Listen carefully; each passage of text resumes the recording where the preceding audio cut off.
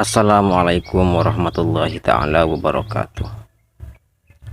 Ada salah satu komentar yang seakan-akan dia heran kenapa ada umat Islam yang beranggapan bahwa Allah itu benci terhadap manusia.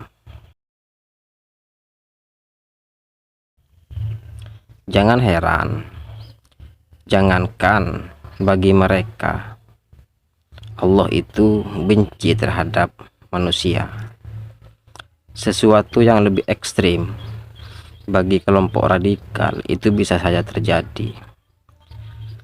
Anggapan yang lebih ekstrim bukan hanya bahwa Allah itu membenci terhadap manusia yang melakukan kemaksiatan, tetapi bagi kelompok radikal Allah itu punya musuh, dan musuh itu harus diperangi. Itulah salah satu alasan dulu kenapa saya sangat bahagia ketika ada pengeboman terhadap gereja, ketika ada pengeboman juga yang dilakukan oleh kelompoknya Ali Imron yang ada di Bali. Karena saya juga seperti itu dulu.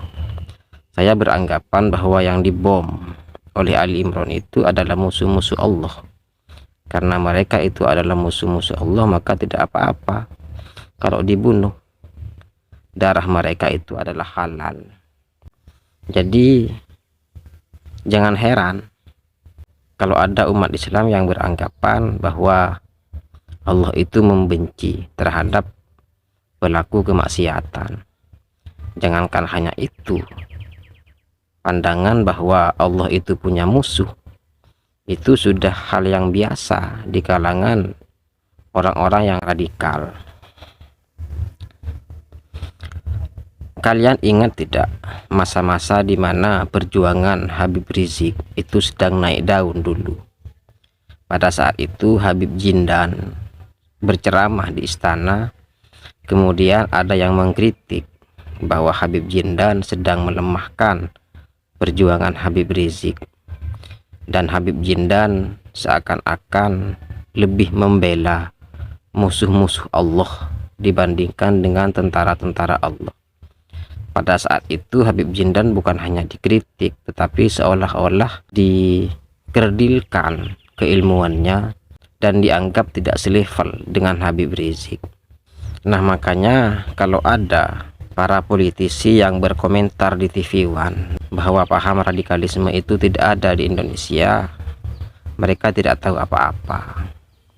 Mereka berkomentar itu tidak atas dasar pemahaman dan atas dasar fakta yang terjadi di lapangan.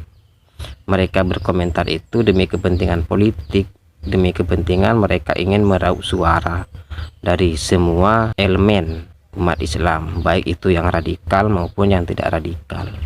Karena itulah ketika ada politisi berbicara mengenai radikalisme itu tidak perlu didengarkan. Mereka itu berbicara bukan atas dasar fakta, tetapi atas dasar kepentingan politik. Itu poin yang sangat penting untuk dicatat.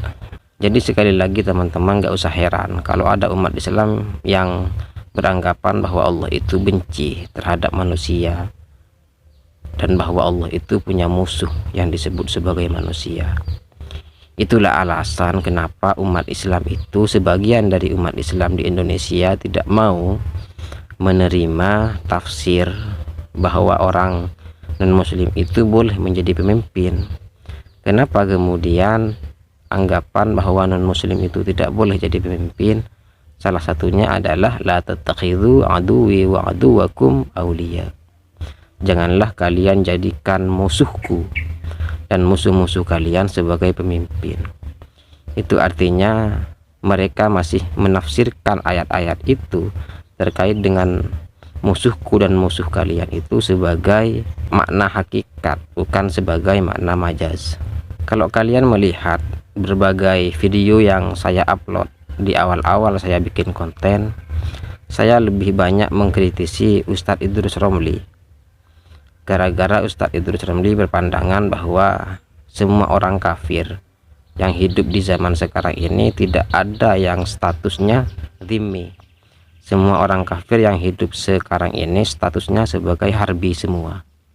Itulah alasan kenapa saya dulu semakin yakin bahwa orang kafir itu harus dibunuh dan halal darahnya.